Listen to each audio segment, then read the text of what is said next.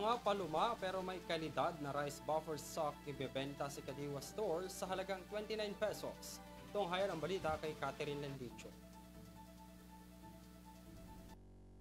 Bagamat ang bagong presyo ng pagbebenta ng NFA ay mas mataas kaysa sa dating presyo na 25 pesos kada kilo, gayunpaman ay napakalalim na umano itong diskwento na iiral sa presyo sa pamilihan upang matiyak ang mga mahihirap na Pilipino ay magkaroon ng akses sa kanilang pangunahing pagkain. Ang NFA selling price ay itinaas sa moderate government subsidy para sa programa. Binigyan din ni Chu Laurel na tutulungan o tutugunan ng low-price rice program ang minimum basic needs ng mga individual na mababa sa poverty threshold, kung saan ang programang ito ay pangunahing naglalayong magbigay ng bigas sa abot kayang presyo na 29 pesos kada kilo para sa mga mahihinang sektor ng lipunan. Ang isang dry run ng mas murang bigas na programa ay isinagawa sa mga piling sentro ng Kadiwa at mahusay na tinanggap umano ng mga potensyal na benepisyaryo.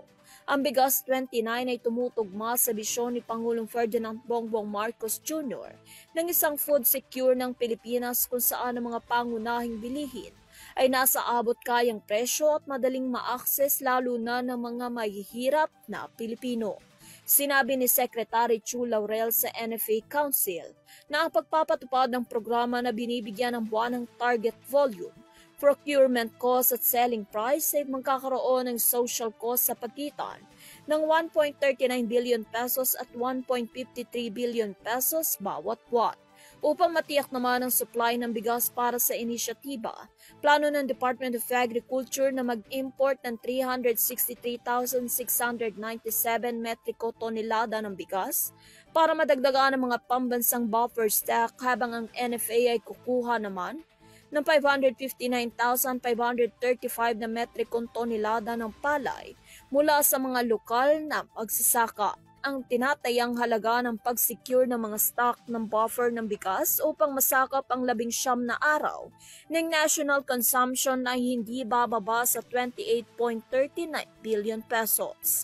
Nilalayo ng gobyerno na ilunsad ang programang Bigas 29 sa buong bansa sa unang bahagi ng Hulyo na tinitiyak ang seguridad sa pagkain at accessibility para sa mga mahihinang sektor sa buong bansa.